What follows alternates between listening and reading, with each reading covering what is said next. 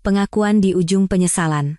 Selama 29 tahun, aku telah menipu istriku dan menjalin hubungan dengan wanita lain. Dari hubungan terlarang itu, aku memiliki 3 pasang anak kembar. Lalu suatu hari, aku divonis menderita penyakit parah yang membutuhkan transplantasi hati. Saat itulah istriku, yang selama ini kukenal begitu bijaksana, dengan tenang mengajukan sebuah syarat yang membuatku membeku di tempat. 29 tahun adalah waktu yang cukup lama untuk membuatku lupa mana yang nyata dan mana yang dusta. Namaku Budi Santoso, usia 53 tahun. Hidupku bisa dibilang tenang, tapi mungkin lebih tepat jika disebut berantakan. Selama hampir 30 tahun terakhir, aku hidup dalam berbagai peran dan wajah yang terkadang bahkan tidak kupahami sendiri, diselimuti oleh begitu banyak kebisuan. Di mata orang lain, aku hanyalah seorang pria sukses yang memiliki apartemen mewah di jantung kota Jakarta, seorang istri yang patuh dan berbakti, serta bisnis yang stabil. Namun, ketika malam tiba dan aku berhadapan dengan cermin, aku tidak lagi mengenali siapa diriku. Istriku, Dewi Lestari, adalah wanita yang selalu dipuji orang membawa berkah. Dia 2 tahun lebih tua dariku, pendiam dan lembut. Terutama, dia tidak pernah sekalipun membantah suaminya. Hampir 30 tahun kami menikah, aku belum pernah mendengar suaranya meninggi. Saat aku bahagia, dia ikut tersenyum. Saat aku marah, dia hanya diam merapikan meja makan. Ada yang bilang, memiliki istri seperti itu adalah anugerah turun-temurun. Tapi bagi pria sepertiku, itu seperti jaring lembut yang mengikatku dengan kuat. Aku dan Dewi menikah karena dijodohkan. Saat itu, aku hanyalah seorang pemuda perantauan yang baru tiba di Jakarta, sementara dia adalah putri tunggal pemilik perusahaan konstruksi raksasa. Satu-satunya yang kuingat dari pernikahan itu adalah kehampaan yang menganga. Aku tidak mencintai Dewi. Aku hanya berpikir dia adalah wanita yang nyaman, penurut, dan cocok dengan rencana hidupku. Awal pernikahan kami berjalan damai. Dia mengurus semua urusan rumah tangga, dan aku membangun bisnis di luar.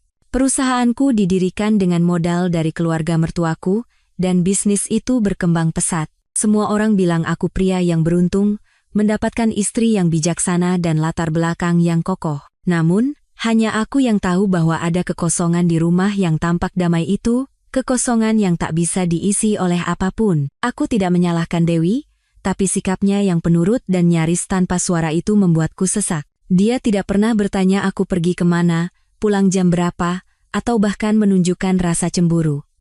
Suatu malam, aku pulang lewat tengah malam, mabuk berat dengan aroma alkohol dan parfum asing yang pekat. Dia tetap tenang, memapahku ke sofa, menuangkan segelas air hangat, dan berbisik, "Mas, minumlah sedikit agar lebih baik." Tidak ada omelan, tidak ada amarah, bahkan tidak ada satupun pertanyaan. Keheningan itu mungkin adalah sebuah kebajikan bagi orang lain, tapi bagiku, itu menimbulkan kegelisahan. Seiring berjalannya waktu dan kesibukanku meningkat, aku semakin jarang pulang. Setiap kali aku melintasi jembatan di atas Sungai Ciliwung dengan mobilku di malam hari, melihat lampu-lampu kuning berkelip di atas air, aku bertanya pada diri sendiri. Apakah aku sedang menjalani hidup yang nyata, atau hanya memainkan peran sebagai pria bahagia? Namun, saat pagi tiba, semuanya kembali seperti semula. Aku berangkat kerja, Dewi membereskan rumah, dan makanan selalu tersedia. Hari-hari berlalu dengan ketenangan yang menakutkan. Hingga suatu sore di awal musim hujan tahun lalu, saat aku tiba-tiba pingsan di ruang rapat, segalanya mulai berbelok ke arah yang berbeda. Ketika aku membuka mata, aku berada di rumah sakit. Ruangan itu dipenuhi suara mesin dan bau disinfektan yang dingin. Dewi duduk di samping tempat tidurku. Matanya tampak lelah. "Kurangi pekerjaanmu, Mas. Dokter bilang kamu harus istirahat." Aku menatapnya. Untuk pertama kalinya dalam bertahun-tahun, aku merasakan sesuatu yang asing dalam suaranya. Bukan lagi kelembutan murni, melainkan sesuatu yang terlalu tenang. "Aku tidak apa-apa, hanya sedikit lelah," kataku sambil memaksakan senyum. Dia mengangguk dan memalingkan wajahnya. Saat itu, aku merasa ada selapis es tipis di balik tatapan mata Dewi, dan di belakangnya tersembunyi sesuatu yang tak bisa kutembus. Selama beberapa hari berikutnya, Aku beristirahat di rumah.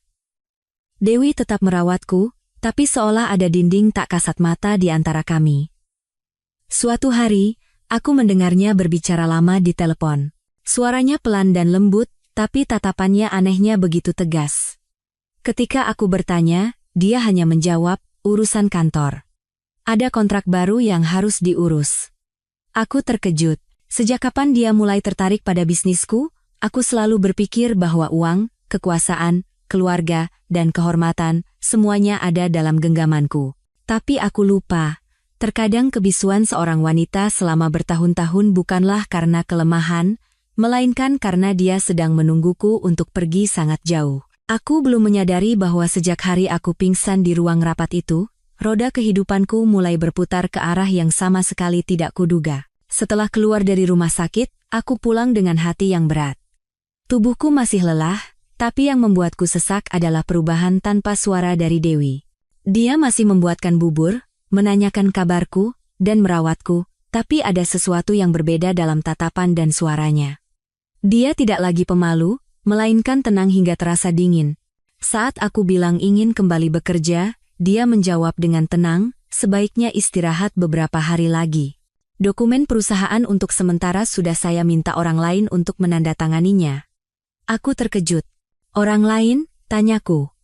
Dia menatapku lurus, suaranya kecil tapi tegas. Kamu sakit, jadi aku yang harus mengurusnya. Semuanya berjalan baik, aku memaksakan senyum, tapi di dalam, ada sesuatu yang terasa mencekik. Selama bertahun-tahun, perusahaan itu adalah hasil kerja kerasku. Meskipun sebagian besar modal berasal dari mertuaku, manajemen, kontrak, dan transaksi, semuanya ada di tanganku. Dewi hanya nama di daftar pemegang saham, tidak pernah terlibat.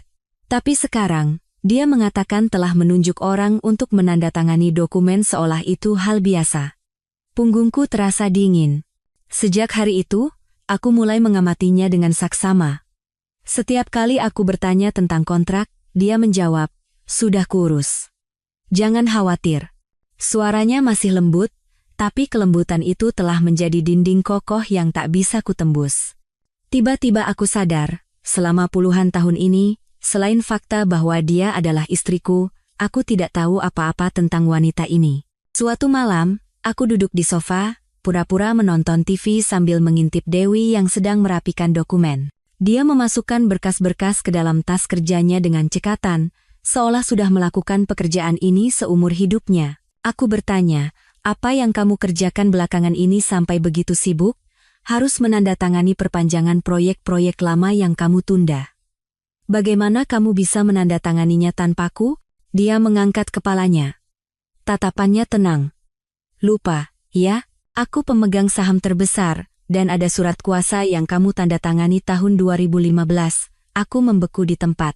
Surat kuasa tahun 2015, aku mencoba mengingat. Saat itu aku sangat sibuk dengan proyek di Surabaya. Dia menyodorkan setumpuk dokumen dan berkata harus segera ditandatangani untuk urusan bank. Aku menandatanganinya tanpa membaca. Aku tidak pernah menyangka di dalamnya ada surat kuasa manajemen perusahaan. Dewi menatapku dan tersenyum tipis. Istirahatlah. Semuanya bisa kuurus. Jika itu tahun lalu, kata-kata itu akan membuatku lega. Tapi sekarang, itu memberiku kegelisahan yang tak terlukiskan. Aku bukan lagi pemegang kendali. Segalanya perlahan-lahan lepas dari tanganku. Aku teringat malam-malam yang tak terhitung jumlahnya saat aku tidak pulang, perjalanan dinas yang tak ada habisnya, dan saat-saat aku berbohong pada istriku bahwa aku harus menjamu klien di luar kota. Sebenarnya, aku tidak berada di luar kota. Aku berada di tempat lain, bersama orang lain. Tapi pada bagian cerita ini, aku bahkan tidak mau mengakuinya pada diriku sendiri. Semakin kupikirkan, aku merasa telah mengkhianati bukan hanya istriku, tapi juga kehidupanku yang sebenarnya. Dewi tidak pernah bertanya aku pergi kemana. Suatu kali, saat aku pulang terlambat, dia hanya berkata, makanannya sudah siap. Tidak ada pertanyaan, tidak ada omelan, tidak ada amarah. Dulu, aku meremehkan keheningan itu. Kupikir wanita seperti itu mudah diatur. Tapi sekarang, saat aku gemetar ketakutan, keheningannya membuatku sadar bahwa itu bukanlah kelemahan, melainkan ketenangan yang dingin. Suatu pagi, saat aku mencoba mengakses rekening perusahaan, sistemnya telah beralih ke mode autentikasi 2 faktor. Aku tidak bisa lagi masuk. Aku menelepon bagian keuangan, dan mereka menjawab bahwa Ibu Direktur telah mengambil tindakan sementara untuk mencegah kebocoran data dan akan membahasnya lagi saat kesehatanku pulih, Ibu Direktur. Begitu mereka memanggil Dewi. Aku terduduk lemas di kursi. Udara pagi masih dingin, tapi keringat dingin mengalir di sekujur tubuhku. Aku tidak tahu sejak kapan dia berubah seperti ini. Semua detail kecil telah direncanakan dengan cermat olehnya. Dan yang paling menakutkan adalah, semua yang dilakukannya legal, berdasarkan dokumen yang kutandatangani sendiri. Dewi masih memperlakukanku seperti biasa. Dia memasak, mencuci, dan masih menyapaku dengan suara pelan. Tapi jarak di antara kami semakin jauh. Dia tidak lagi menatapku dengan mata seorang istri. Dia tampak seperti seseorang yang telah melampaui semua ikatan emosional. Aku merasa tersesat di dalam rumahku sendiri. Malam itu, setelah dia naik ke kamar tidur, aku diam-diam pergi ke balkon dan menyalakan sebatang rokok. Malam di Jakarta begitu sunyi. Lampu jalan kuning yang hangat terpantul pada tetesan embun di pagar. Aku menatap ke bawah ke jalanan yang kukenal. Jalan yang selama bertahun-tahun kulewati untuk pergi ke tempat-tempat yang tidak diketahui Dewi sama sekali. Mungkin, dia tahu segalanya, hanya saja tidak pernah mengatakannya. Pikiran itu membuatku merinding. Keesokan paginya, aku mencoba bertanya tentang kontrak baru. Dia menunjukkan laporan keuangan padaku. Semuanya terperinci, jelas, dan tanpa celah. Aku bertanya, sejak kapan kamu begitu mahir? Dia tersenyum dan berkata ringan, hampir 30 tahun hidup di sisimu, tentu banyak yang kupelajari.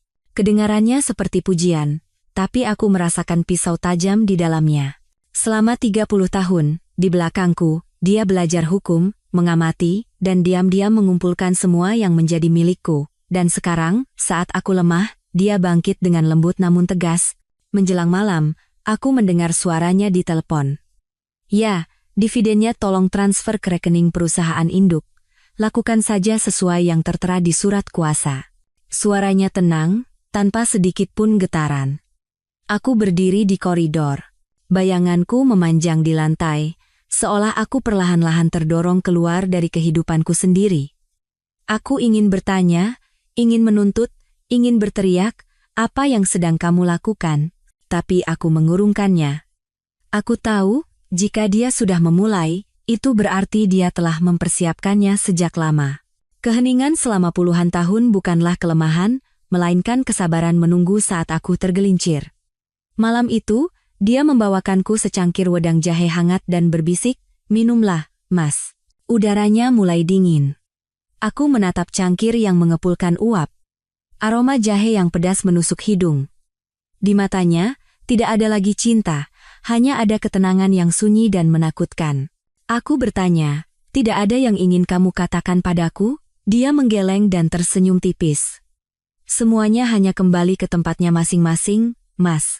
Kata-kata itu terdengar biasa, tapi terus terngiang di kepalaku sepanjang malam. Apa artinya kembali ke tempatnya? Menata ulang kehidupan, menata ulang keluarga, atau menata ulang posisiku di dunia ini? Aku tidak bisa tidur. Malam itu, aku teringat hal-hal yang kusembunyikan selama 29 tahun, perjalanan dan kebohongan yang tak terhitung jumlahnya, hari-hari ketika aku hidup di dua dunia yang terpisah. Dan tiba-tiba aku sadar. Roda kehidupanku benar-benar mulai berputar mundur. Sejak malam itu, aku mulai merasakan hawa aneh di rumah ini. Bukan karena perabotan atau tata letaknya, tapi karena suasananya. Segalanya masih sunyi, tapi kesunyian itu tidak lagi biasa. Seperti ketenangan sebelum badai, penuh dengan ketegangan yang tak seorang pun berani sentuh. Setiap pagi, Dewi bangun lebih awal, menyiapkan sarapan, lalu berangkat kerja. Aku tidak tahu di mana dia bekerja. Aku hanya tahu dia berpakaian rapi, membawa tas kerja, dan terkadang baru pulang larut malam. Aku ke kantor perusahaan, katanya. Aku tidak bertanya lebih jauh. Percuma saja. Aku sadar, entah sejak kapan aku telah kehilangan hak untuk bertanya. Selama di rumah, aku mencoba menghubungi klien-klien lama dan menelepon teman-temanku. Tapi ada yang berkata, "Pak Budi, istirahat saja yang cukup," dan yang lain berkata, "Urusan perusahaan sekarang dipegang Ibu Dewi, jadi kami berhubungan langsung dengannya." Setiap jawaban terasa seperti tusukan pisau dingin. Aku mulai menyadari bahwa kekuasaanku telah sepenuhnya dialihkan tanpa sepengetahuanku. Sore itu, aku pulang lebih awal dari biasanya. Rumah itu sunyi senyap, hanya detak jarum jam yang terdengar. Aku masuk ke ruang kerjaku, tempat yang pernah kuanggap sebagai benteng pribadiku. Tapi sekarang, lemari arsip tertata rapi, dan dokumen-dokumen tersusun lurus, tidak seperti dulu. Setumpuk amplop tertutup rapat tergeletak di atas meja, dengan tulisan tangan rapi, "Penyelesaian kontrak lama selesai." Di sebelahnya, ada setumpuk bukti transfer saham dengan kap merah terang. Aku membuka dokumen itu, dengan tangan gemetar. Seluruh saham perusahaan atas namaku telah dialihkan ke nama orang lain. Nama-nama yang asing, tapi setelah ku cari tahu, mereka semua adalah orang-orang Dewi. Aku bersandar di kursi. Keringat dingin mengalir di sekujur tubuhku, dan aku merasa pusing seolah ditelanjangi di siang bolong. Aku menelepon Pak Binsar, pengacara yang dulu membantuku mengurus kontrak proyek. Dia ragu-ragu berkata, "Pak Budi, secara hukum semuanya sah. Ibu Dewi memegang surat kuasa dari Bapak, dan itu Bapak tanda tangani sendiri, yang terjadi sekarang hanyalah perubahan struktur perusahaan." Aku membanting gagang telepon ke meja, segalanya berputar di kepalaku. Selama bertahun-tahun, aku sibuk menghasilkan uang dan mempertahankan apa yang kuanggap stabil. Aku pikir aku mengendalikan segalanya, tapi ternyata aku hanyalah bidak catur yang diletakkan di tempatnya. Malam itu, aku minum minuman keras sampai tenggorokanku terasa terbakar. Aku duduk sendirian di teras depan, mendengarkan suara mobil di jalanan. Hatiku kosong. Dewi mendekat. Langkahnya masih ringan. Di tangannya ada secangkir wedang jahe. Dia meletakkan cangkir itu dan berkata pelan, "Berhentilah minum. Hatimu tidak baik." Aku tertawa getir.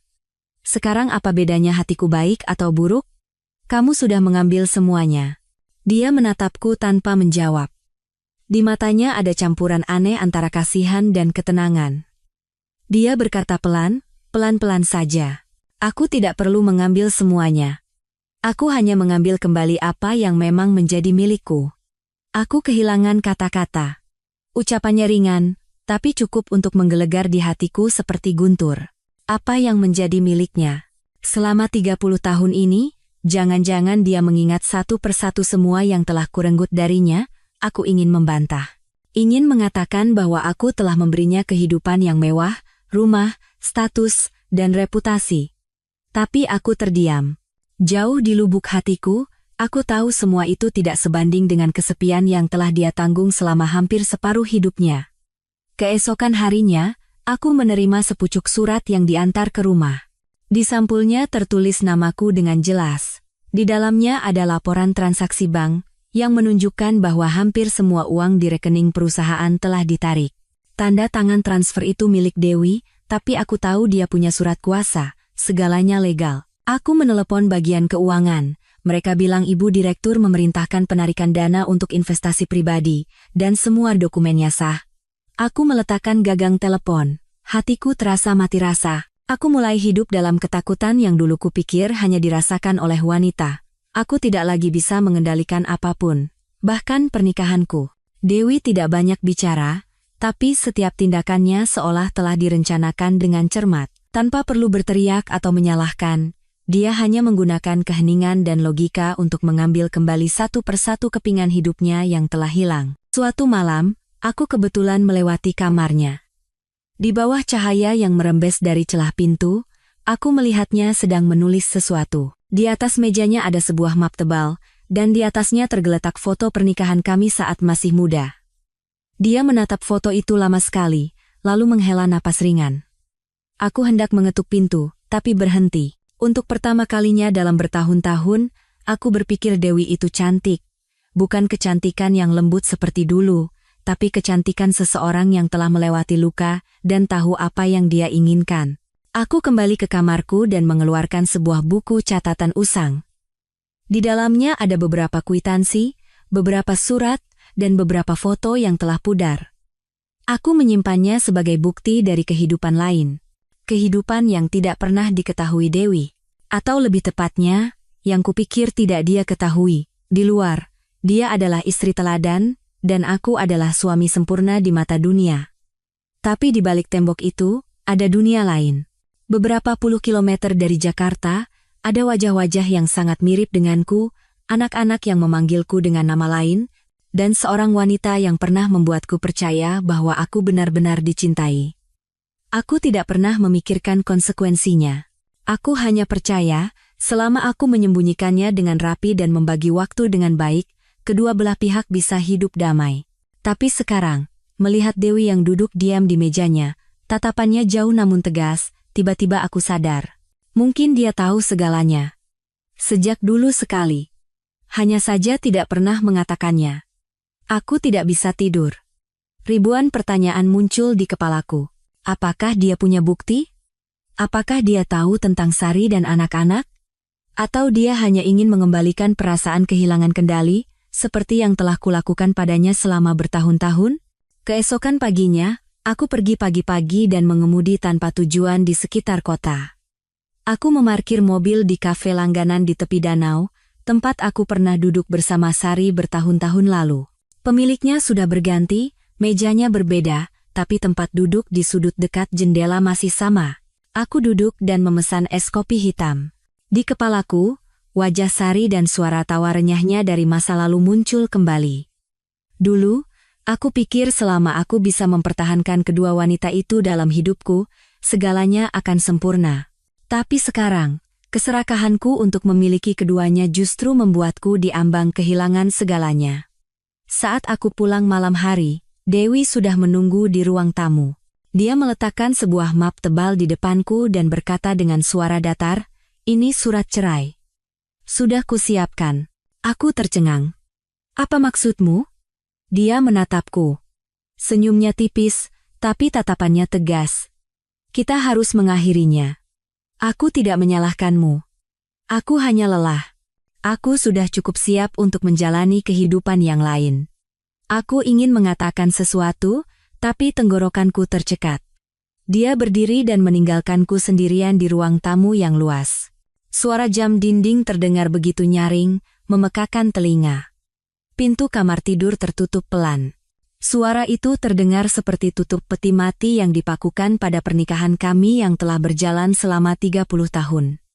Aku duduk diam untuk waktu yang lama. Untuk pertama kalinya, aku merasakan ketakutan kehilangan sesuatu dengan begitu jelas, tapi mungkin semuanya baru saja dimulai. Aku duduk membeku untuk waktu yang sangat lama. Aku bahkan tidak sanggup menyentuh surat cerai itu. Di sampulnya, tertera tulisan tangan Dewi yang kukenal, kecil tapi rapi, dingin seperti sebuah putusan pengadilan. Aku menatap tulisan surat gugatan cerai itu sampai mataku kabur. Jantungku berdebar berat, dan tenggorokanku kering kerontang. Selama 30 tahun, wanita yang selalu menunduk dan bersabar ini, aku tidak pernah menyangka dia bisa mengucapkan kata selesai dengan begitu enteng. Tapi mungkin, bagi orang yang sudah terlalu lama menahan, melepaskan semudah bernapas. Malam itu aku tidak bisa tidur. Detak jam dinding terdengar seperti panggilan penghakiman dari nuraniku. Aku teringat satu persatu wajah-wajah di keluargaku yang kuanggap remeh, tawa mereka, makan malam bersama. Aku teringat sosok Dewi yang menungguku di rumah yang kosong. Dan aku teringat diriku yang saat itu berada di tempat lain, bersama orang lain, di sebuah ruangan yang penuh dengan tawa keenam anakku. Sekarang, saat segalanya diambang kehancuran, barulah aku sadar bahwa yang kumiliki bukanlah dua kehidupan bahagia yang kubayangkan, melainkan dua retakan besar yang akan meledak bersamaan. Keesokan paginya, Dewi bangun seperti biasa. Menyiapkan meja, membuat kopi, dan tidak menyinggung sedikit pun tentang kejadian semalam. Segalanya begitu normal sampai aku meragukan ingatanku sendiri. Aku ingin bertanya, ingin mengulur waktu sedikit saja, tapi melihat tubuhnya yang kurus, rambutnya yang diikat rapi, kemeja putihnya, dan wajahnya yang tenang, tenggorokanku tercekat. Aku tahu, dia sudah mengambil keputusan. Aku meninggalkan rumah dan mengemudi seperti orang yang kehilangan arah. Jalanan Jakarta di pagi hari ramai dan bising, tapi aku merasa seperti berada di luar dunia ini. Aku memarkir mobil di tepi sebuah danau di pinggiran kota. Angin bertiup kencang, dan danau itu tampak dingin dan keruh, seperti hidupku. Permukaannya tenang, tapi dasarnya penuh dengan endapan. Aku mengeluarkan sebatang rokok, tapi korek apiku tidak mau menyala. Anginnya terlalu kencang, aku tertawa sinis pada diriku sendiri. Seumur hidup terbiasa mengendalikan orang lain, sekarang bahkan menyalakan api pun aku tak sanggup. Saat aku kembali sore hari, Dewi tidak ada di rumah. Meja makan sudah dingin, dan ada secarik kertas catatan kecil di atasnya. Kalau mau makan, hangatkan dulu. Aku ada urusan malam ini, aku mengambil kertas itu. Rasa hampa yang luar biasa menyergapku. Dia tidak mengatakan kemana dia pergi. Dia tidak perlu mengatakannya. Dia tidak lagi punya kewajiban untuk melapor padaku. Menjelang malam, aku sudah berada di depan rumah Sari. Sebuah rumah kecil di Depok, tempat yang pernah kusebut sebagai oase kedamaian. Lampunya masih menyala, Sari keluar membuka pintu. Melihatku, dia terkejut dan bertanya, "Mas, ada apa jam segini? Tumben kesini?" Dia mempersilakanku masuk, menuangkan air, lalu bertanya dengan tatapan menyelidik, "Ada apa? Wajahmu pucat." Aku terdiam sejenak, lalu berkata pelan, "Mbak Dewi minta cerai." Sari terdiam sejenak, matanya membelalak, lalu dia menghela napas. "Mungkin sudah saatnya." Aku mengangkat kepala dan menatapnya tajam. "Apa maksudmu?" "Menurutku Mbak Dewi sudah cukup bersabar." Seorang wanita yang diam begitu lama, biasanya itu artinya dia tahu segalanya. Dia hanya menunggu hari di mana dia tidak perlu bertanya lagi. Aku terperangah. Sari menunduk dan merendahkan suaranya. "Aku sudah menduga suatu saat Mbak Dewi akan bertindak, hanya masalah waktu saja. Kamu juga tahu?" "Ya, aku juga seorang wanita. Aku bisa melihatnya." Cara Mas menyembunyikan ponsel. Cara Mas terburu-buru pulang. Suara Mbak Dewi yang tetap lembut saat menelepon Mas. Istri yang tidak tahu apa-apa tidak mungkin bisa selembut itu, jantungku serasa diremas. Selama bertahun-tahun ini, satu-satunya orang yang buta adalah aku sendiri. Aku pikir aku cerdas dan penuh perhitungan, tapi nyatanya aku hidup dalam tipu dayaku sendiri. Aku bertanya, kalau sekarang aku bercerai, apa yang harus kulakukan? Sari tersenyum sedih. "Mas, pernahkah Mas melakukan sesuatu dengan tulus? Selama ini Mas hanya berusaha mempertahankan. Mas tidak tahu cara mencintai." Kata-kata itu menusuk seperti pisau. Aku terdiam lama, lalu berdiri untuk pulang. Jalan pulang terasa sepi, lampu jalan kuning menerangi aspal yang belang-belang. Hujan turun gerimis. Wajahku di kaca spion tampak pucat dan tua. Untuk pertama kalinya dalam hidupku, aku merasakan kesepian yang begitu mendalam. Saat aku tiba di rumah, lampu ruang tamu menyala. Dewi duduk di kursi, memegang sebuah buku catatan. "Belum tidur?" "Menunggumu," jawabnya pelan. "Besok aku ada perjalanan dinas beberapa hari, sekalian aku ingin menyelesaikan urusan perceraian ini." Aku menelan ludah dan mendekat. "Kamu benar-benar ingin melakukannya?" "Ya, kurasa 30 tahun sudah cukup. Tidak ada dendam. Hanya saja sudah tidak ada lagi yang perlu dipertahankan." Aku memegang tangannya, dingin seperti es. "Kamu tahu, aku tahu sejak tahun ketiga pernikahan kita, mungkin saat kamu mulai merasa lelah. Kupikir lebih baik membiarkanmu sadar sendiri, tapi sepertinya kamu belum juga sadar." Dia berbicara dengan tenang, tapi hatiku serasa terkoyak. "Kenapa tidak bilang dari dulu? Untuk apa? Kamu tidak akan mendengarkan. Siapa yang bisa membangunkan orang yang pura-pura tidur? Aku memilih diam agar kamu percaya dirimu cerdas. Agar pada akhirnya, kamu jatuh ke dalam perangkap yang kamu gali sendiri." Aku menunduk. Setiap kata-katanya seperti siraman air dingin. Aku teringat sosoknya yang menatapku dalam diam setiap kali aku meninggalkan rumah, sosoknya yang mengantarkan makanan ke kantor. Pesan singkatnya yang berbunyi, "Jangan lupa makan," yang selalu kuabaikan. Setiap tindakan kecil itu adalah jarum yang menusuk harga dirinya. Dia hanya menunggu waktu untuk mendapatkan kembali kekuatan, bukti, dan logika untuk membalas semuanya. Aku menghela napas dan berkata dengan suara parau, "Maaf." Dewi tersenyum tipis. Matanya tidak lagi dipenuhi amarah, melainkan keasingan. Satu kata maaf tidak bisa menyembuhkan 30 tahun kebisuan. Sudah terlambat, tapi kuharap setidaknya sekarang kamu bisa hidup dengan jujur. Dia berdiri dan berjalan menuju kamarnya. Punggungnya yang ramping namun tegap menghilang di balik pintu. Aku terduduk lemas di kursi. Dadaku sesak. Buku catatan yang ditinggalkannya terbuka. Di dalamnya, tercatat dengan rapi tanggal-tanggal saat aku tidak pulang, berbagai pengeluaran, dan salinan kontrak. Dia melacak semuanya bukan untuk balas dendam, tapi untuk mempersiapkan hari di mana dia bisa pergi dengan kepala tegak. Malam itu, aku tidak punya tenaga lagi untuk berpikir. Aku hanya menatap kepulan asap rokok yang buyar di bawah cahaya remang-remang, mendengarkan suara tetesan hujan di ujung atap. Untuk pertama kalinya, rumah ini terasa begitu luas. Terlalu luas sehingga jika aku memanggil namanya, suaranya hanya akan kembali padaku. Keesokan paginya, aku terbangun saat sinar matahari menerobos celah tirai. Pakaian Dewi yang biasanya tergantung di kursi samping tempat tidur telah hilang, dan lemari pakaiannya kosong separuh. Dia telah pergi. Sama seperti cara hidupnya selama 30 tahun, diam-diam. Tanpa air mata, tanpa suara pintu dibanting. Hanya meninggalkan aroma deterjen yang samar di selimut. Aku bangkit. Kamar itu sunyi mencekam. Di atas meja, teh sisa semalam sudah dingin, dan di sebelahnya tergeletak buku catatan yang selalu dia gunakan. Aku mengambil buku itu dan membolak-baliknya. Angka-angka yang rapi, catatan yang detail, tidak ada satupun kesalahan akuntansi. Di bawah setiap pos pengeluaran, tertulis, pengeluaran Budi Santoso, biaya rumah sakit, biaya jamuan. Di halaman terakhir tertulis, setelah pembagian harta selesai, aku akan mundur. Sisa hidupku hanya ingin kujalani dengan tenang. Hanya sebaris kalimat pendek, tapi jantungku serasa diremas. Semua yang kuanggap remeh, dia lihat dan dia ingat. Dia hanya menunggu dalam diam sampai tiba saatnya untuk pergi dengan kepala tegak. Pagi itu, aku pergi ke kantor. Para karyawan menatapku dengan tatapan hati-hati. Tidak ada lagi rasa hormat seperti dulu.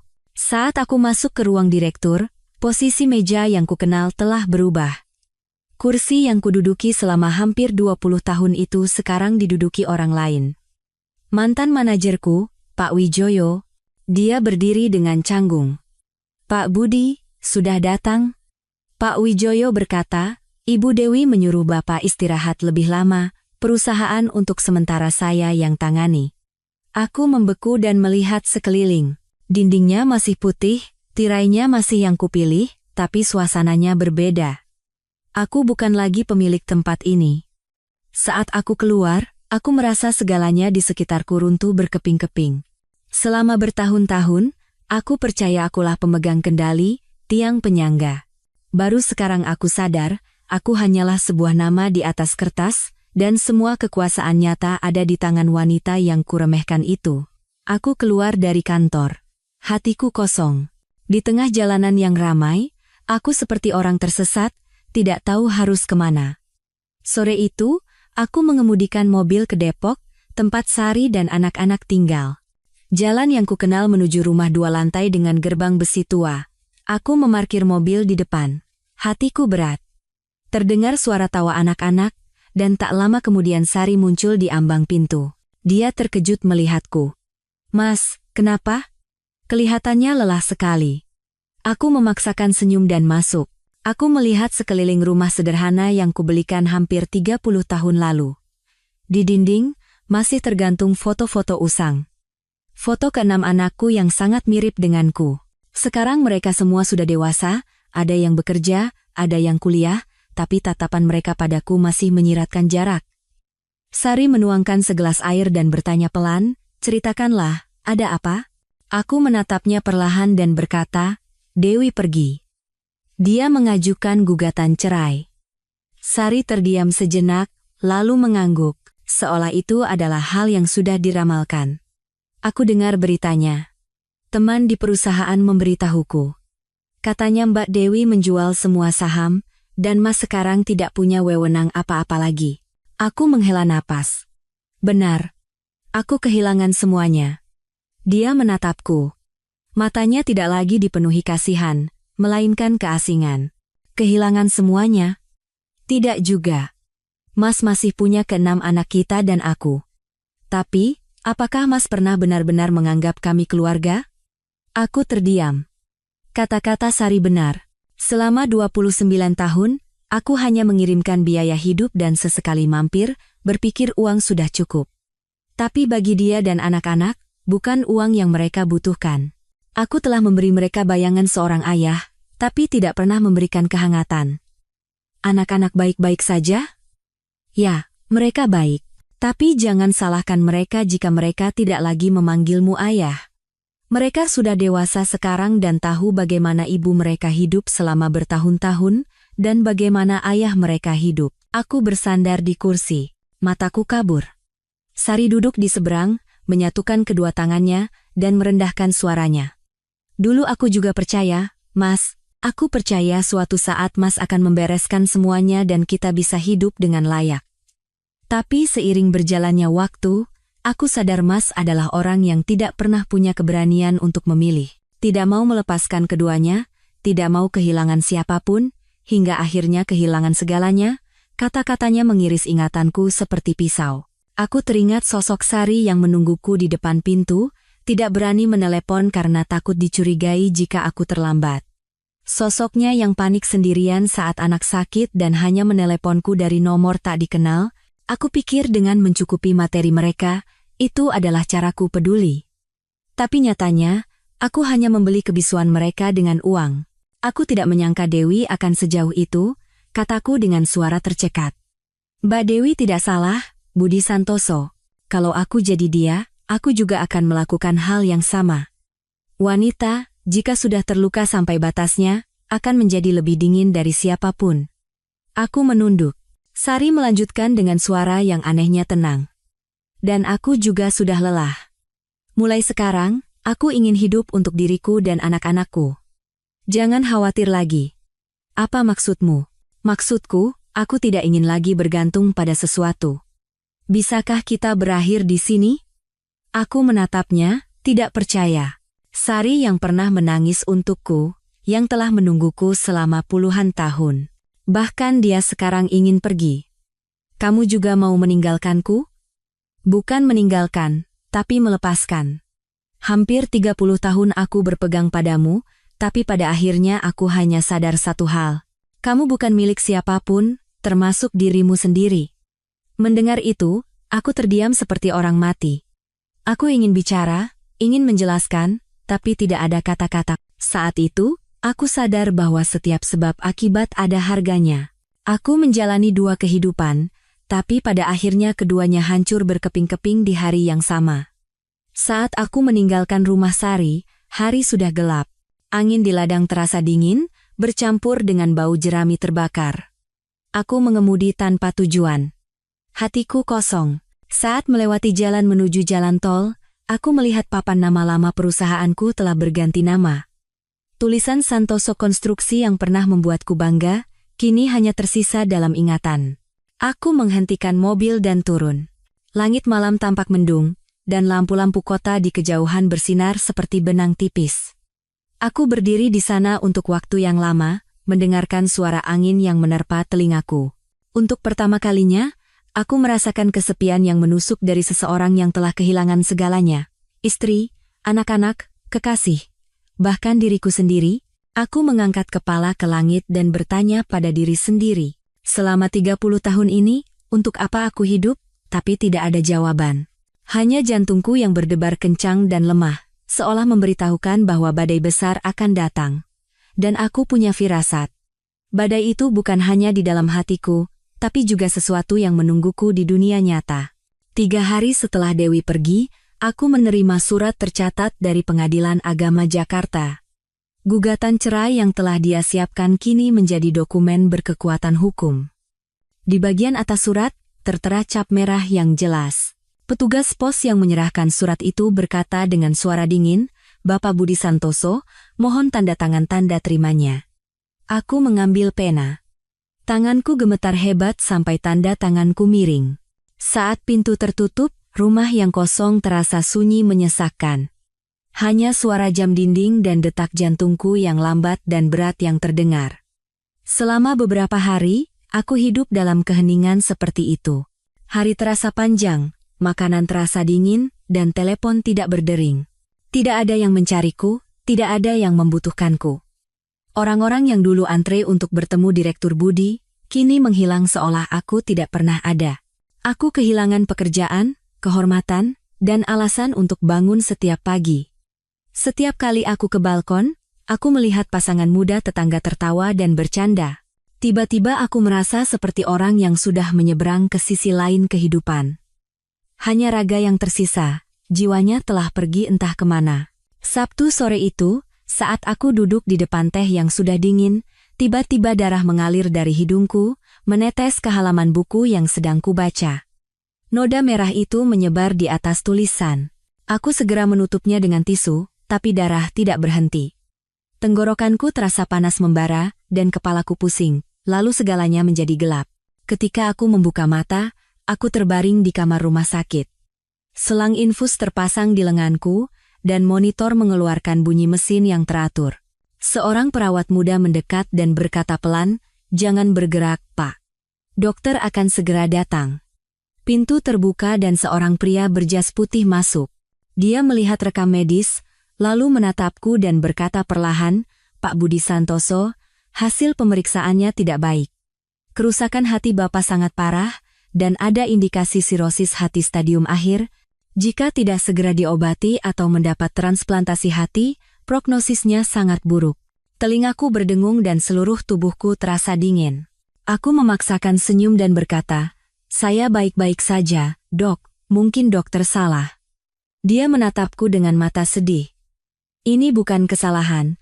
Selama bertahun-tahun Bapak terlalu memforsir diri. Alkohol, rokok, stres, kurang tidur, semuanya menumpuk.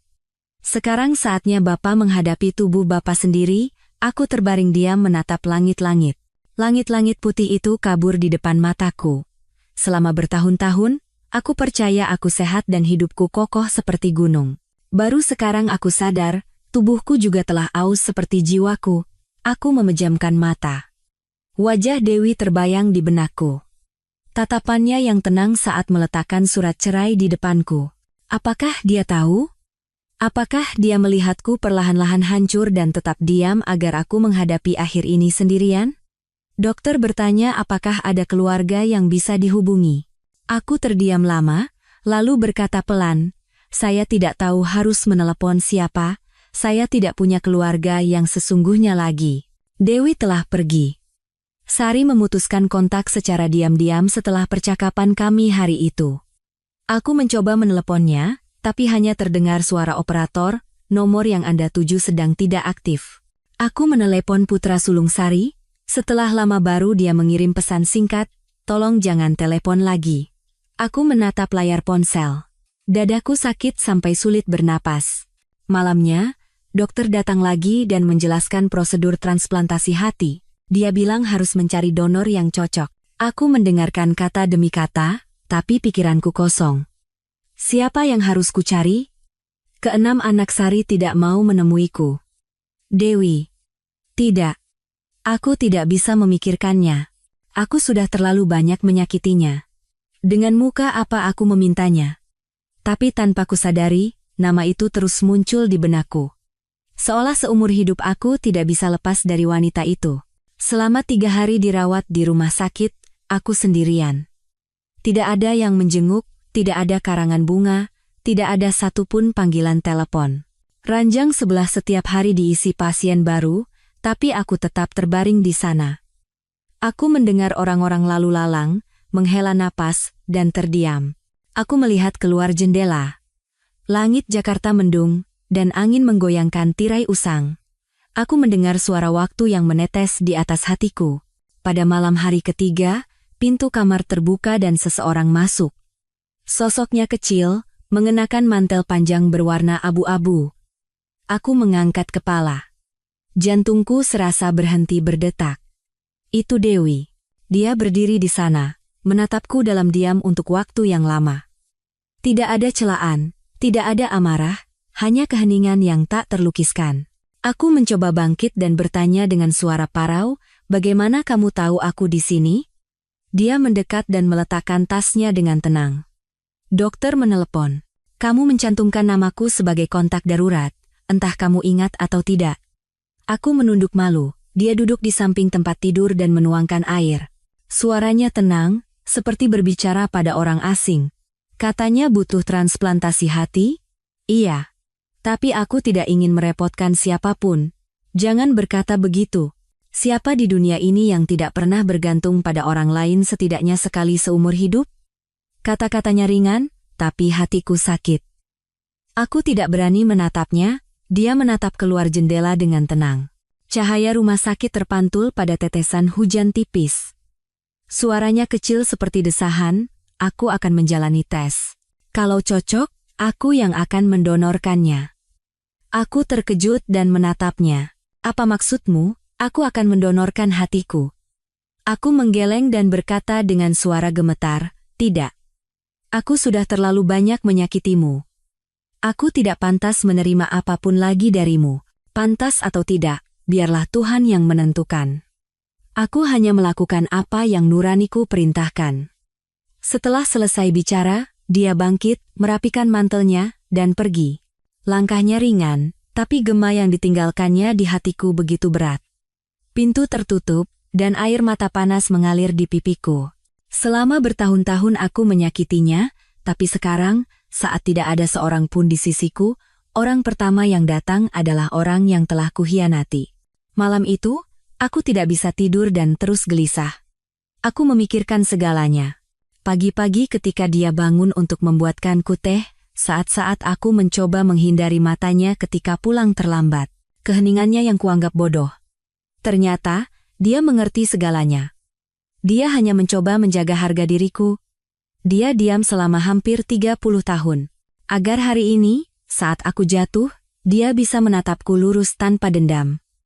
Keesokan paginya, dokter memberitahuku bahwa Dewi telah menjalani tes, dan hasilnya secara mengejutkan cocok. Hatinya bisa ditransplantasikan padaku. Aku tercengang. Aku bertanya pada dokter, apakah dia benar-benar yakin? Beliau sudah menandatangani persetujuan. Beliau bilang, "Apapun yang terjadi setelah operasi, Anda harus hidup." Aku memalingkan wajah ke arah dinding. Air mataku tumpah. Aku belum pernah merasa serendah ini. Semua tahun di mana aku merasa berhak untuk dicintai, berkhianat, dan bimbang di antara dua kehidupan, kini mengerucut menjadi satu momen. Momen di mana nyawaku diselamatkan oleh orang yang telah kusakiti. Aku memejamkan mata. Ketakutan samar menyergapku bahwa setelah operasi, dia akan pergi selamanya. Dan jika itu terjadi, aku tidak akan punya keberanian untuk hidup, tidak peduli penebusan apapun yang kudapatkan. Operasi dijadwalkan pada hari Senin pagi. Aku terbaring di ranjang, mendengarkan suara roda ranjang dorong yang melewati koridor. Jantungku serasa diremas. Sejak hari Dewi mengatakan akan mendonorkan hatinya, aku tidak pernah bisa tidur nyenyak. Setiap malam, tatapannya muncul dalam mimpiku. Tatapan yang lembut namun asing, seolah menatapku dari tempat yang sangat jauh. Tanpa dendam, tanpa benci, hanya ada kesedihan. Dokter masuk dan mengingatkan agar aku mempersiapkan mental karena operasinya rumit.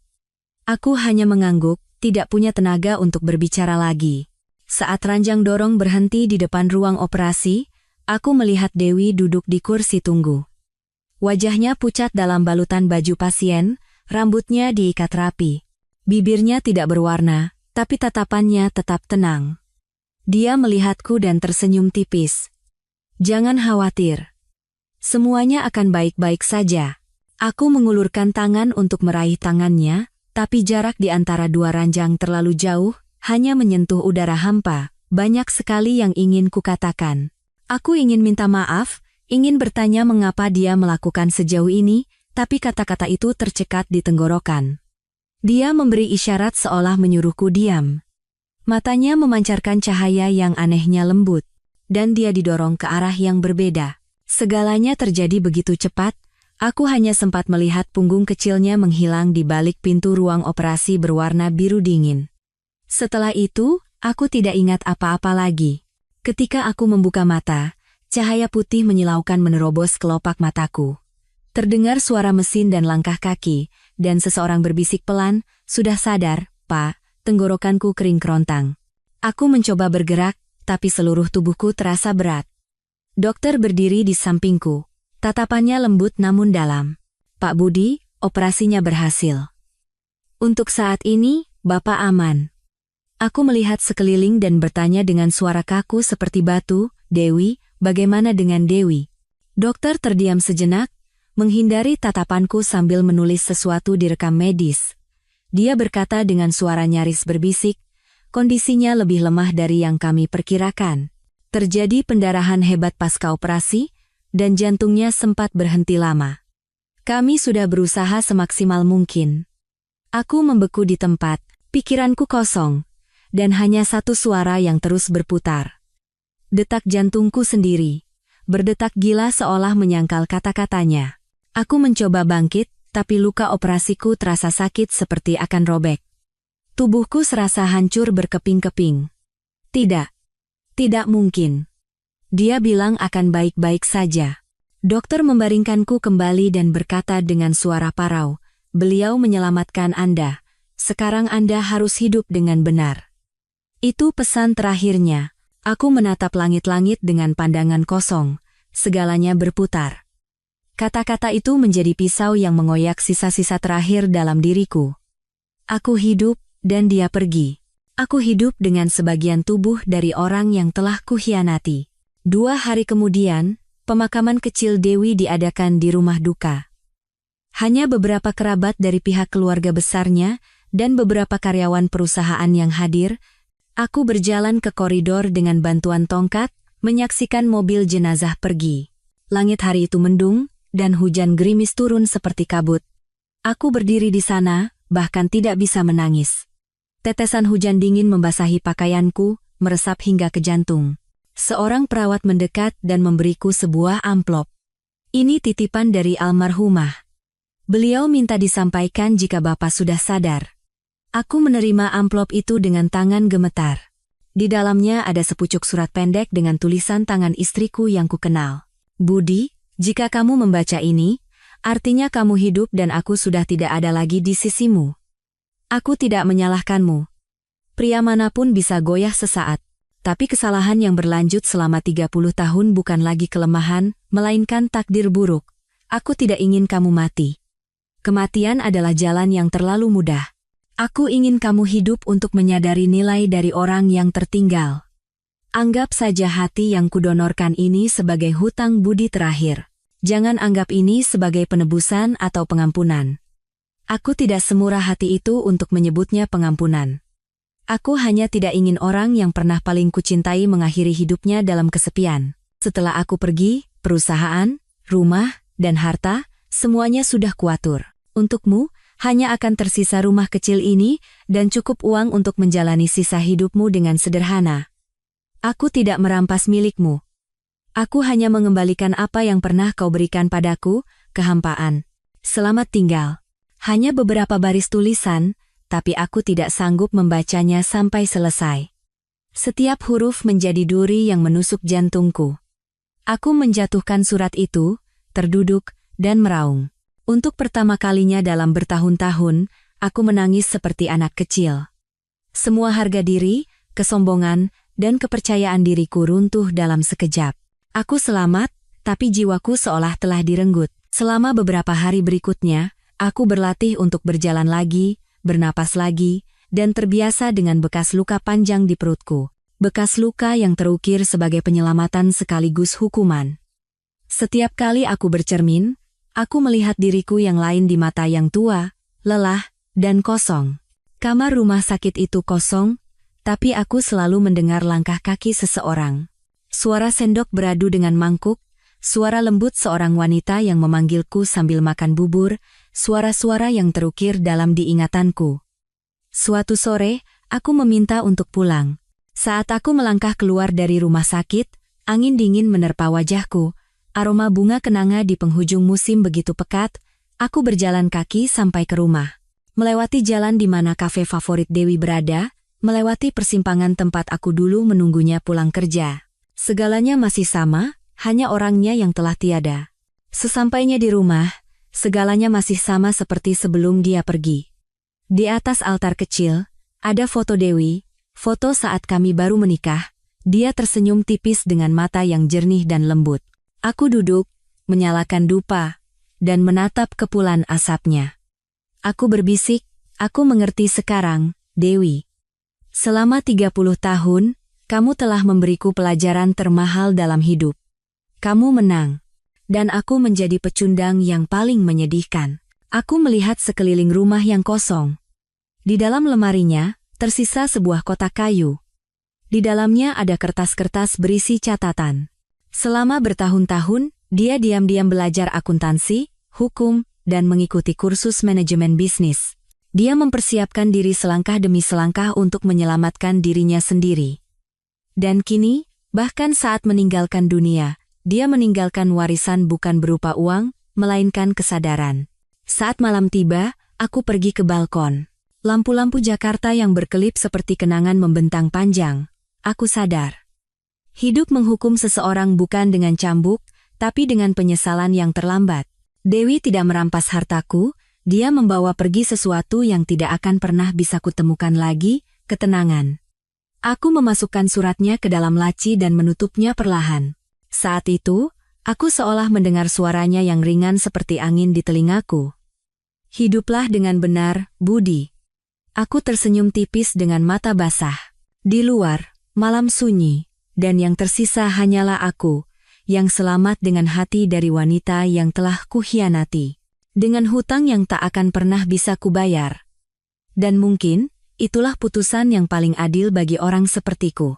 Setelah pemakaman Dewi, rumah terasa begitu dingin sampai aku terkejut, hanya karena suara angin yang menyelinap dari celah pintu. Aku hidup sendirian. Bicara, makan, dan tidurku berkurang. Setiap pagi, aku menyeduh 2 cangkir teh. 1 untukku, 1 untuknya. Dan aku menatap uap putihnya yang buyar di udara. Menghilang perlahan seperti wajah Dewi. Aku tidak tahu bagaimana harus membayar hutang ini, selain dengan terus hidup. Tapi semakin aku hidup, aku merasa semakin terombang-ambing dalam kehampaan tanpa jalan keluar. Sebulan sekali, aku menjalani pemeriksaan rutin. Aku pergi ke rumah sakit tepat waktu dan mengikuti semua instruksi. Tubuhku perlahan pulih, tapi mentalku tidak membaik. Di malam-malam yang panjang, saat aku berbaring mendengarkan suara tetesan hujan di ujung atap, sosok Dewi muncul dalam mimpiku. Berpakaian putih, rambut panjang, duduk membelakangiku, dan dengan tenang meletakkan tangannya di atas luka operasiku. Sentuhan itu dingin dan anehnya lembut, aku terbangun dengan keringat dingin. Seolah dia baru saja melintas lagi dalam hidupku.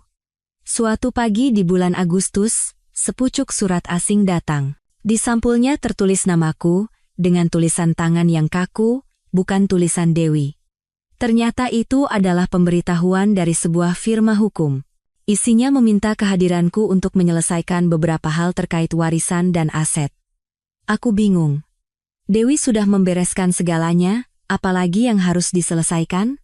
Keesokan harinya, aku pergi ke firma hukum di gedung pencakar langit tempat Dewi pernah bekerja. Seorang pengacara muda yang rapi menyambutku. Dia mempersilakanku duduk, membuka tas kerjanya, dan berkata pelan, "Ini adalah surat wasiat yang ditinggalkan oleh Ibu Dewi Lestari." Beliau meminta agar surat ini dibuka saat Bapak Budi sudah pulih sepenuhnya. Aku menahan napas. Dia perlahan-lahan membacanya, kata demi kata seolah menjatuhkannya ke udara. Dalam surat wasiat itu, Dewi tidak meninggalkan harta apapun untukku, sesuai dengan apa yang dia katakan. Tapi, dia mendirikan sebuah yayasan bernama Yayasan Beasiswa Dewi Lestari, Budi Santoso yang setiap tahunnya akan memberikan beasiswa kepada 6 siswa berprestasi dari keluarga kurang mampu. Anehnya, jumlah itu sama dengan jumlah anakku dengan Sari. Aku membeku di tempat. Dia tahu setiap anakku, nama mereka, sekolah mereka, bahkan jurusan mereka. Pengacara itu melanjutkan, Ibu Dewi juga menyebutkan dalam wasiatnya. Beliau berharap Bapak Budi bersedia menjadi pelindung kehormatan yayasan ini. Katanya, hanya dengan melakukan sesuatu yang bermanfaat, seseorang akan mengerti arti hidup. Aku tidak bisa berkata apa-apa. Wanita yang telah dikhianati selama 30 tahun, memberiku kesempatan terakhir untuk menebus dosa dengan cara yang paling indah. Aku bertanya dengan suara gemetar, apakah ada pesan lain tentang mereka? Pengacara itu mengangguk. Ada. Beliau menulis, sampaikan pada anak-anak itu, aku tidak menyimpan dendam. Aku hanya berharap mereka tumbuh untuk mencintai ibu mereka dan belajar menghindari jalan yang ditempuh ayah mereka. Aku keluar dari kantor itu dengan langkah berat. Angin di ketinggian bertiup kencang, dan aku merasa seperti akan tersapu. Saat itulah aku sadar.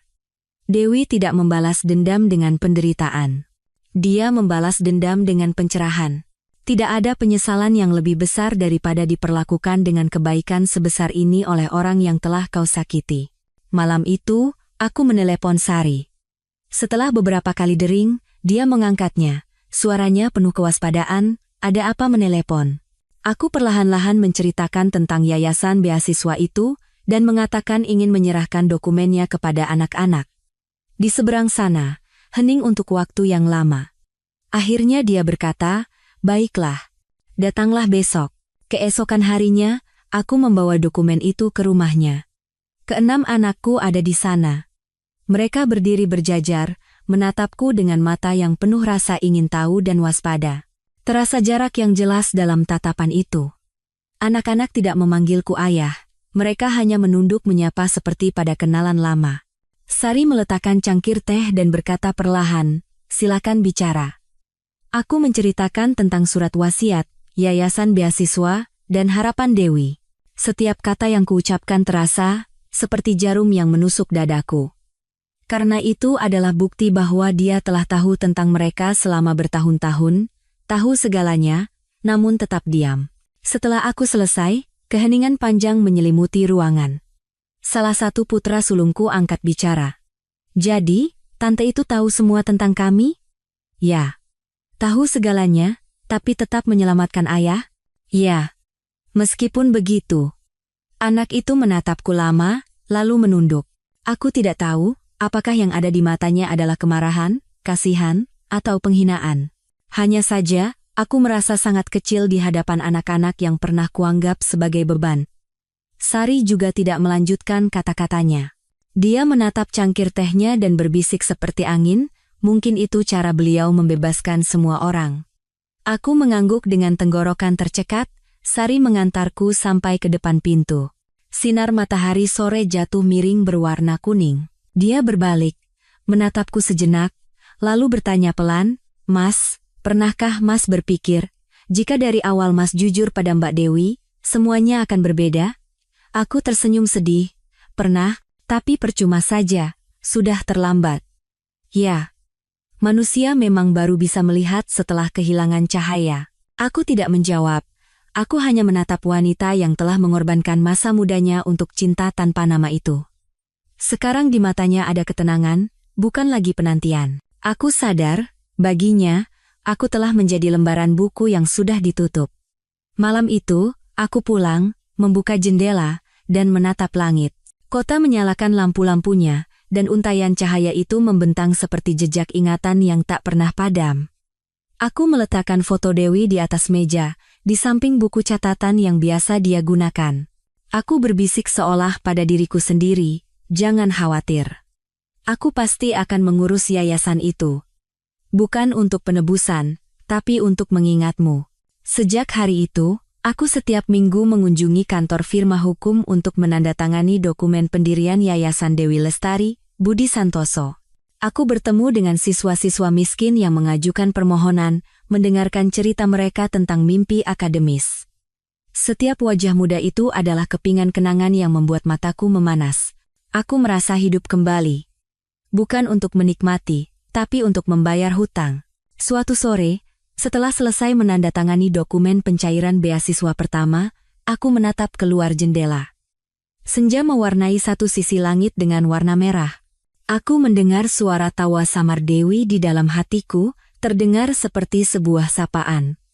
Aku tersenyum pelan. Air mata mengalir tanpa suara. Setelah 30 tahun menjalani dua kehidupan, barulah aku mengerti kehidupan seperti apa yang layak dijalani. Dewi telah tiada, Sari telah melepaskanku, dan anak-anak telah tumbuh dewasa. Hanya aku, yang selamat dengan tubuh orang lain, yang sedang belajar menjadi manusia lagi dari awal. Aku tahu, ada hutang yang tidak bisa dibayar dengan uang, hanya bisa dibayar dengan sisa hidup, dan aku menerimanya. Aku menatap foto di atas meja dan berkata pelan, beristirahatlah dengan tenang, Dewi. Sesuai katamu, aku akan mencoba hidup dengan benar. Di luar, angin sepoi-sepoi menyapu atap, dan asap dupa dari altar naik menjadi untayan lembut. Cahaya lampu jalan masuk melalui jendela, menerangi bekas luka di perutku. Bekas luka itu masih merah, tapi tidak lagi sakit. Itu mengingatkanku setiap hari, bahwa beberapa luka ada bukan untuk membunuh, tapi untuk membuat kita tahu bahwa kita pernah diselamatkan. Setelah Yayasan Dewi Lestari, Budi Santoso didirikan, hidupku yang tadinya hanya menoleh ke masa lalu mulai bergerak sedikit. Setiap pagi aku bangun, menyeduh teh, lalu menuju kantor yayasan. Sebuah kantor kecil di lantai 3 gedung tua tempat Dewi pernah bekerja. Aku bersama para staf muda meninjau dokumen, bertemu siswa, dan mendengarkan cerita mimpi mereka. Setiap kali menandatangani berkas, aku teringat tatapan matanya yang dalam dan tegas. Rasanya seolah di suatu tempat, dia masih mengawasiku. Tapi hidup tidak pernah membiarkan seseorang tenang begitu saja. Suatu sore yang hujan, saat aku keluar dari kantor, sebuah nomor tak dikenal menelepon. Aku ragu sejenak, lalu mengangkatnya. Dari seberang sana, terdengar suara pria yang serak dan parau, "Ayah, ini Wisnu." Aku terdiam. Jantungku serasa berhenti berdetak. Wisnu, putra sulung Sari. Anak yang pernah mengirim pesan agar aku tidak menelepon lagi. Selama beberapa tahun terakhir, kami tidak pernah berkomunikasi. Aku berusaha menjaga ketenangan dan berkata, "Wisnu, ada apa?" Seharusnya aku tidak menelepon. Tapi, ibu sakit parah. Dokter bilang harus segera dioperasi, tapi biayanya sangat besar. Aku berdiri termangu di bawah atap, hujan putih turun deras di jalanan. Tenggorokanku tercekat, tak bisa bicara. Wisnu terdiam sejenak, lalu melanjutkan. Aku tahu hubungan ayah dan ibu sudah tidak seperti dulu. Tapi, ayah satu-satunya keluarga yang bisa ibu andalkan. Aku tidak ragu sedetik pun. Aku menanyakan alamat rumah sakit, dan segera naik taksi. Uhan semakin deras. Selama melewati jalanan yang kukenal, hatiku terasa berat seperti batu. Selama bertahun-tahun, aku berhutang pada Sari lebih dari sekadar kata maaf. Sekarang, saat dia jatuh sakit, aku hanya ingin sekali saja melihatnya dan mengatakan bahwa aku akhirnya mengerti. Rumah sakit itu kecil dan tua di pinggiran Jakarta. Saat aku masuk ke kamar, Sari terbaring kurus kering. Wajahnya pucat, dan rambutnya beruban. Keenam anaknya berdiri mengelilingi tempat tidur, menunduk. Melihatku, Wisnu mendekat. Tatapannya bercampur antara amarah dan kasihan. "Terima kasih sudah datang, Ayah." Aku mengangguk dan mendekat. Sari membuka matanya. Tatapan itu membuat jantungku serasa diremas. Dia tersenyum lemah dan tipis. "Akhirnya kamu datang juga." Aku duduk di samping tempat tidur dan memegang tangannya. Tangannya dingin, dan tulang-tulangnya terasa menonjol di bawah kulit. Aku berkata pelan, "Aku datang terlalu terlambat. Lebih baik daripada tidak sama sekali. Aku tidak menyangka akan melihatmu lagi dalam situasi seperti ini." Kami terdiam sejenak. Suara hujan di luar bercampur dengan suara monitor jantung yang berdetak teratur namun berat. Aku bertanya pada dokter tentang kondisinya. Dia bilang ada tumor yang membesar dan harus segera dioperasi, tapi biayanya mahal dan risikonya besar. Aku berkata bersedia menanggung semua biaya, tapi Sari menggeleng. "Jangan. Aku tidak mau berhutang lagi. Hidupku sudah cukup berat. Ini bukan hutang, tapi tanggung jawab." Tanggung jawab. Mudah sekali mengatakannya. Kalau tanggung jawab bisa memutar waktu, Seharusnya kau mengatakannya 30 tahun yang lalu. Aku menunduk. Tidak ada yang bisa kukatakan. Sari memalingkan wajah keluar jendela. Suaranya semakin pelan. Aku sudah lama memaafkanmu. Tapi memaafkan bukan berarti melupakan. Aku hanya lelah. Aku tidak ingin lagi menanggung masa lalu. Aku menatap wanita yang pernah menjadi bagian rahasia dari hidupku. Aku teringat makan malam sederhana yang pernah dia siapkan, tawa anak-anak yang memenuhi rumah sempit itu. Dulu, aku menganggap tempat itu sebagai oaseku, tapi aku tidak pernah memberinya status. Dia hanya menunggu sampai masa mudanya layu. Sekarang, melihatnya lemah di ranjang rumah sakit, aku sadar betapa mahalnya harga sebuah keegoisan. Saat Sari tertidur, aku keluar ke koridor. Wisnu mengikutiku. Suaranya berat. Aku tahu ayah menyesal. Tapi ibu sekarang tidak butuh uang. Beliau hanya ingin istirahat dengan tenang. Aku tahu. Ayah tidak tahu. Waktu kecil, kami sangat ingin sekali saja bisa memanggil ayah di depan orang lain. Ibu selalu bilang ayah sibuk, tapi kami tahu ayah punya keluarga lain. Ibu bilang jangan membencimu, tapi saat kami besar, kami melihat betapa seringnya ibu menangis. Aku menelan ludah. Tenggorokanku sakit. Wisnu melanjutkan dengan mata memerah. Sekarang aku tidak marah lagi. Tapi tolong, jangan lari lagi. Kalau sudah datang, jangan langsung pergi saat ibu sadar. Tetaplah di sisinya. Aku meletakkan tangan di bahu putraku dan mengangguk. Malam itu, aku berjaga di koridor dengan mata terbuka. Koridor rumah sakit itu panjang dan dingin. Bau disinfektan menusuk hidung, dan lampu putih remang-remang menerangi lantai keramik abu-abu. Aku melihat orang-orang lalu lalang, ranjang operasi yang didorong lewat, dan perutku terasa mulas. Separuh diriku telah mati bersama Dewi, dan separuh sisanya kini gemetar di hadapan ancaman kehilangan orang lain. Dini hari, Sari terbangun. Melihatku masih duduk di sana, dia tersenyum tipis. Belum pergi? Aku akan di sini. Jangan khawatir, aku tidak takut mati. Aku hanya takut kamu akan hidup sendirian lagi seperti dulu tanpa pernah menyadarinya. Aku memegang tangannya erat dan berkata pelan, aku tidak akan hidup seperti dulu lagi. Aku janji. Dia memejamkan mata. Senyumnya samar seperti embun. Jantungku sakit menusuk. Di luar, fajar mulai menyingsing. Sinar matahari masuk melalui jendela, menerangi kamar dengan lembut. Dalam cahaya itu, aku melihat wajah Dewi yang samar namun lembut, seolah dia menatapku dan mengangguk pelan. Operasi Sari dilakukan sore itu. Aku menunggu di luar ruang operasi. Ribuan pisau serasa menusuk hatiku. Setiap menit terasa seperti seumur hidup. Aku teringat hari operasiku. Perasaan didorong masuk ke dalam kegelapan, dan aku ingat sentuhan tangan Dewi yang menyelamatkanku. Sekarang, aku hanya berharap keajaiban itu terjadi pada wanita kedua dalam hidupku, wanita yang juga menderita karenaku. Setelah hampir 4 jam, pintu terbuka. Dokter keluar dan menghela napas ringan. Operasinya untuk sementara berhasil. Tapi pasien masih lemah, butuh perawatan khusus. Aku menghela napas lega. Air mataku tumpah. Rasanya seperti ditarik kembali dari jurang yang dalam. Aku diam-diam berterima kasih pada langit dan pada Dewi. Karena saat ini, aku merasa seolah dia sedang menjagaku.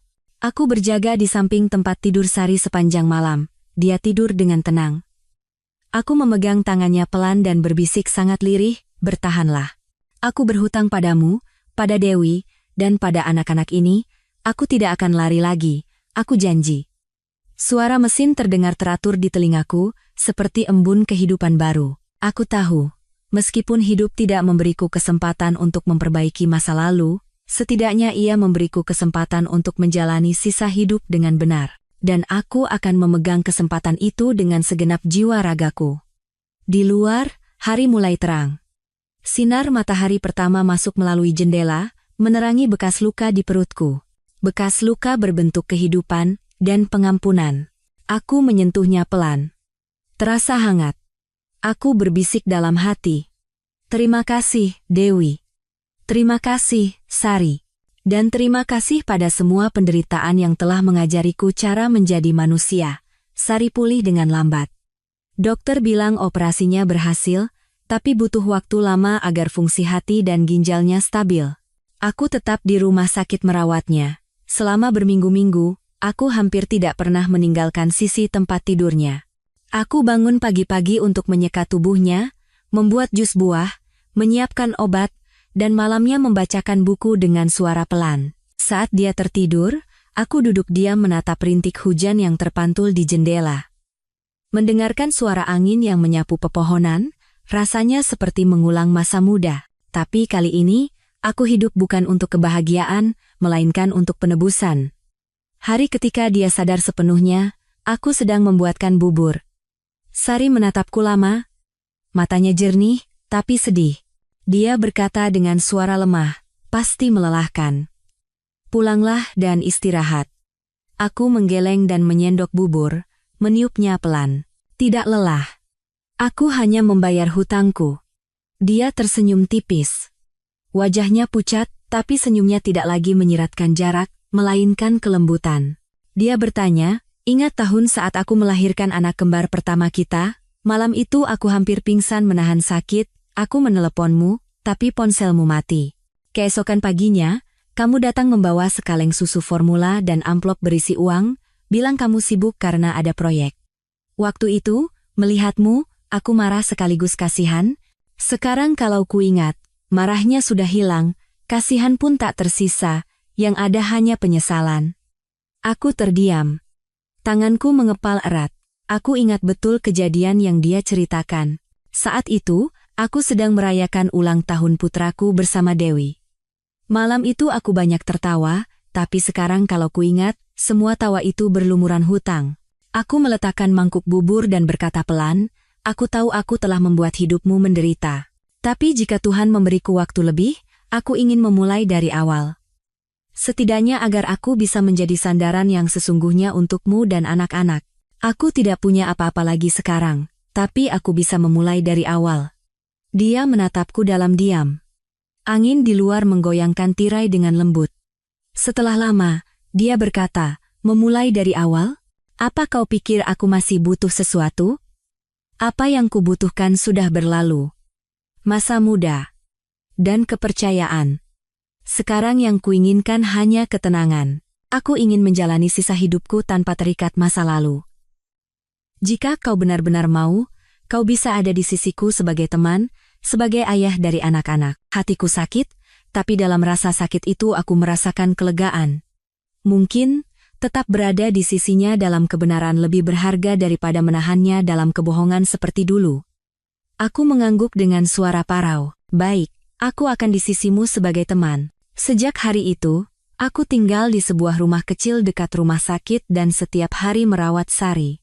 Wisnu dan anak-anak lainnya awalnya waspada. Tapi melihat kegigihanku, mereka perlahan-lahan membuka hati.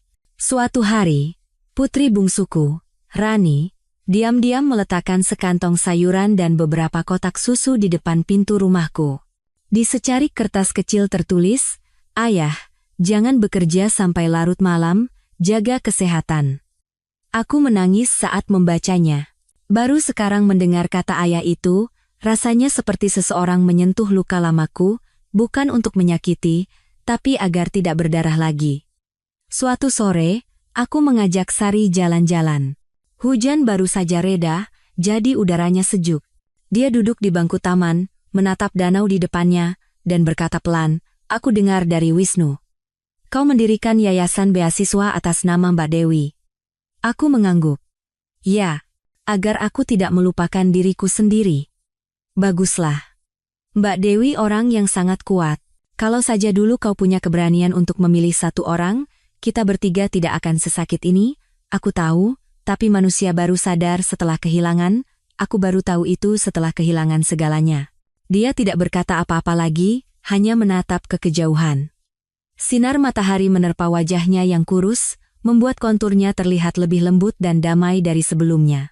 Aku sadar, dia telah memaafkan bukan untukku, tapi untuk dirinya sendiri.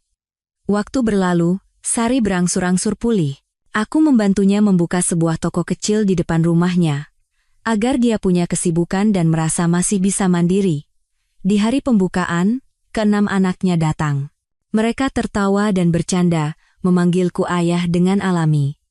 Wisnu berdiri di sampingku dan menepuk bahuku. Sepertinya ibu sudah benar-benar memaafkan ayah. Sekarang giliran ayah memaafkan diri sendiri. Aku tersenyum, tapi hatiku masih berat. Memaafkan diri sendiri. Ternyata itu jauh lebih sulit dari yang kukira. Suatu malam saat akan menutup toko, Sari bilang ingin pergi ke tempat Abu Dewi disimpan. Aku mengantarnya dengan mobil. Di sebuah rumah abu yang tenang di pinggiran Jakarta, angin bertiup sepoi-sepoi dan asap dupa membubung. Dia berdiri di sampingku, menyatukan kedua tangan dan berdoa, lalu berkata pelan, "Aku tidak pernah bertemu dengannya, tapi aku berterima kasih. Kalau bukan karena dia, kau mungkin sudah tidak ada. Dia menyelamatkanmu bukan karena cinta, tapi karena ingin memberimu kesempatan untuk memperbaiki kesalahan. Dan aku percaya, dia masih mengawasimu." Tenggorokanku tercekat. Aku menatap foto di dalam guci abu, Dewi yang tersenyum lembut seperti saat baru menikah. Aku diam-diam meletakkan seikat bunga lili putih. Dalam keheningan, aku berkata, "Aku masih hidup. Aku melakukan hal-hal baik, dan aku ingat apa yang kau katakan. Aku tidak akan menyia-nyiakan apa yang telah kau berikan, aku janji." Angin menyapu sela-sela pepohonan, aroma bunga krisan dan dupa bercampur di udara.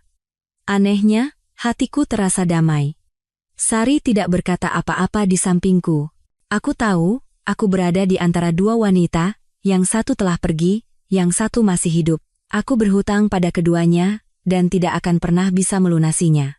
Malam itu, dalam perjalanan pulang, Sari menyandarkan kepalanya di jendela mobil dan bertanya ringan seperti embusan napas, "Hei, kalau ada kehidupan selanjutnya, apa kau masih ingin terlahir sebagai laki-laki?" Aku tersenyum sedih, "Mungkin. Tapi kalau bisa, aku hanya akan mencintai satu orang, dan menikah dengan satu orang." Dia mengangguk dan menjawab pelan, "Kalau begitu, mungkin Mbak Dewi juga akan tersenyum." Kata-katanya menyentuh hatiku. Di luar, jalanan malam berkilauan dengan lampu-lampu. Di dalam angin, aku samar-samar mencium aroma Dewi, ringan seperti ucapan selamat tinggal. Sejak hari itu, aku berhenti menyalahkan diri sendiri dan mulai menulis buku harian lagi. Setiap malam aku mencatat hal-hal kecil yang kulakukan. Hari ini Sari lebih banyak tersenyum. Hari ini Wisnu menyapa lebih dulu. Hari ini hujan, jadi aku menyeduh 2 cangkir teh, untuk mengingat bahwa aku masih hidup. Bahwa meski terlambat, aku berjalan ke arah yang benar. Di beberapa malam, aku menatap bekas luka di perutku dan dengan tenang meletakkan tanganku di atasnya. Di bawah kulit itu, ada tubuh seseorang yang pernah mencintaiku seumur hidupnya. Aku berpikir, karma tidak berada di tempat yang jauh. Ia ada di dalam detak jantungku. Setiap kali jantungku berdetak, aku sedang membayar hutang masa laluku, hidup untuk orang-orang yang telah kusakiti. Dan kenyataan itu, meskipun terkadang membuatku menangis tanpa sebab, membuatku merasa damai. Suatu pagi di awal musim gugur, saat aku bersiap-siap pergi ke toko bersama Sari, seorang petugas pos mengetuk pintu. Dia memberiku sebuah amplop coklat. Tulisan kepada Is, Budi Santoso di atasnya begitu ku kenal. Aku merinding. Sudah lebih dari setahun sejak Dewi meninggal, tapi tulisan tangannya yang bulat dan rapi itu tidak akan pernah kulupakan. Jantungku berdebar kencang, tanganku gemetar ringan. Aku membuka amplop itu dengan perlahan. Di dalamnya ada sepucuk surat yang terlipat rapi dan sebuah kunci perak kecil. Aku membacanya baris demi baris. Surat itu ditulis Dewi hampir 3 tahun sebelum penyakitku ditemukan. Surat itu dimulai dengan kata-kata yang tenang namun berat seperti batu. "Budi, jika kau menerima surat ini, artinya kau masih hidup dan aku sudah tidak ada di sisimu. Aku tidak meninggalkan apapun untukmu. Tapi ada satu hal yang perlu kau tahu. Sesuatu yang selama hidupku tidak berani kukatakan, yang kusembunyikan seumur hidup, aku menahan napas." Jantungku berdebar gila, keringat dingin mengalir di dahiku. Cuaca pagi itu sejuk, tapi aku terus membaca. Di tahun ke-12 pernikahan kita, aku mengetahui tentang Sari, bukan karena ada yang memberitahuku, tapi karena dirimu sendiri. Malam itu, kau tertidur mabuk di ruang kerja. Dalam igauanmu, kau memanggil namanya 3 kali. Aku mendengar semuanya dari luar pintu. Aku tidak menangis, tidak juga marah. hanya jantungku yang serasa diremas. Aku diam-diam meminta tes darah putri kita, dan aku tahu bahwa golongan darahnya berbeda denganmu. Kau tidak pernah peduli, tapi aku tahu kau tidak pernah sekalipun bertanya, anak itu bukan putri kandungmu. Aku membeku di tempat, pandanganku kabur. Aku membaca kalimat itu berulang-ulang. Aku tidak percaya dengan mataku, bukan putri kandungmu. Setiap hurufnya seperti goresan pisau yang terukir di jantung. Aku harus bersandar di kursi agar bisa tetap berdiri. Sari yang keluar dari dapur melihat wajahku yang pucat dan bertanya khawatir, ada apa? Aku tidak menjawab, hanya memberikan surat itu. Dia menatapku sekali, menatap surat itu sekali, lalu menggeleng pelan. Dia berkata dengan suara rendah, mungkin Mbak Dewi ingin kau akhirnya bisa melepaskan. Aku terus membaca dengan hati gemetar. Putri kita, Kartika, memang tidak mewarisi darahmu, tapi dia menyandang namamu, tinggal di rumahmu, dan tumbuh dengan cintaku. Tahun itu, saat kau mabuk dan lama tidak pulang, saat aku tenggelam dalam kesepian yang putus asa, aku goyah pada seseorang yang pernah bekerja bersamaku.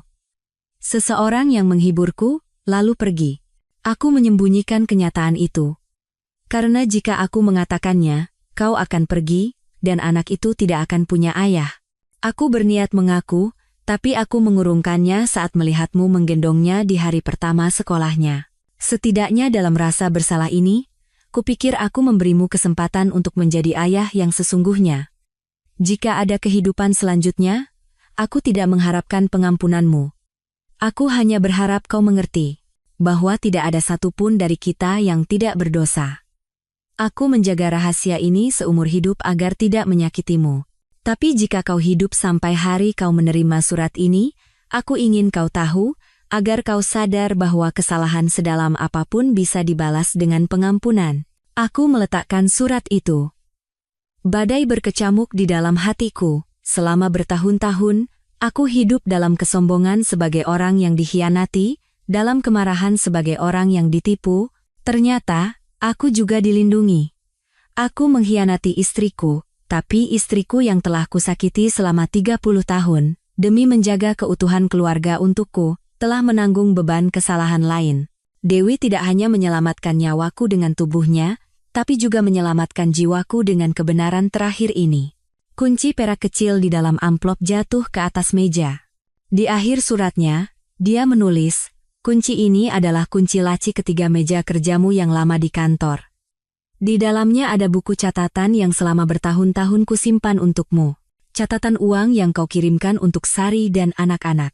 Sesuai dengan apa yang pernah kau katakan, tolong bantu aku jika nanti aku tidak bisa menafkahi mereka, aku diam-diam telah menyampaikan semuanya pada mereka. Sekarang kau tahu, kan? Kau tidak lagi berhutang pada siapapun. Jika kau hidup, hiduplah dengan benar.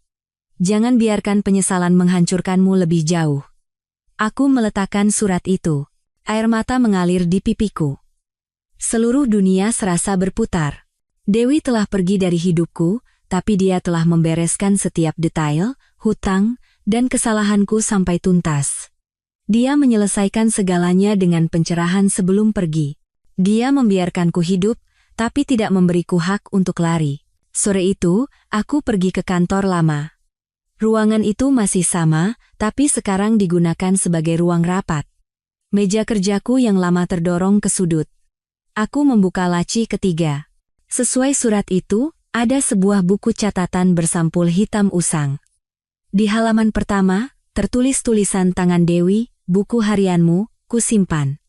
Aku membolak-baliknya halaman demi halaman.